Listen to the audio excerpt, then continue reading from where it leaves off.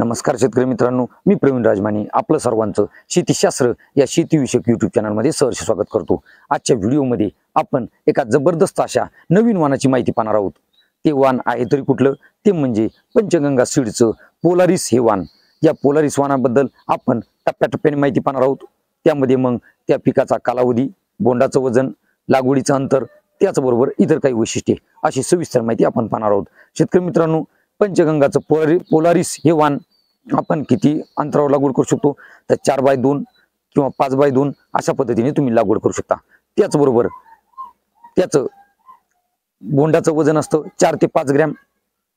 त्याचबरोबर ही early variety आहे, म्हणजे 160 ते 170 दिवस किंवा 150 दिवसामध्ये सुद्धा तो विष्णीस येतो। हा वाण विष्णीस अतिशय सोपा आहे। आणि त्याचबरोबर खत व्यवस्थापन जर करायचं म्हणलं तर याच्यामध्ये तुम्ही 10-26-26 आणि युरिया याचं कॉम्बिनेशन करून सुरुवातीलाच लागवडीच्या वेळेस सुद्धा खत व्यवस्थापन करू शकता। आणि दुसरं व्यवस्थापन तुम्ही लागवड त्यानंतर 15 दिवसांनी तुम्ही दुसरं खत व्यवस्थापन करू शकता। शेतकरी मित्रांनो, हा वाण रस शोषक किडीला कमी बळी पडतो। त्याचबरोबर त्याच्यामध्ये अनेक इतर वैशिष्ट्ये आहेत, म्हणजे की जसे की तुम्ही तो रोगास बळी पडत नाही, विष्णी सोपा, टपोर बोंड, परंतु वजन थोडंसं कमी आहे।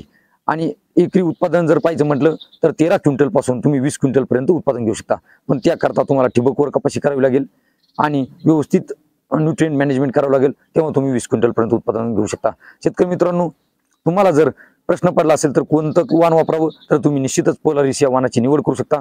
तुम्हाला व्हिडिओ आवडला असेल तर लाईक करा, शेअर करा, सबस्क्राईब करा आणि शेतीविषयक ग्रुपमध्ये तुम्ही व्हिडिओ शेअर करायला विसरू नका।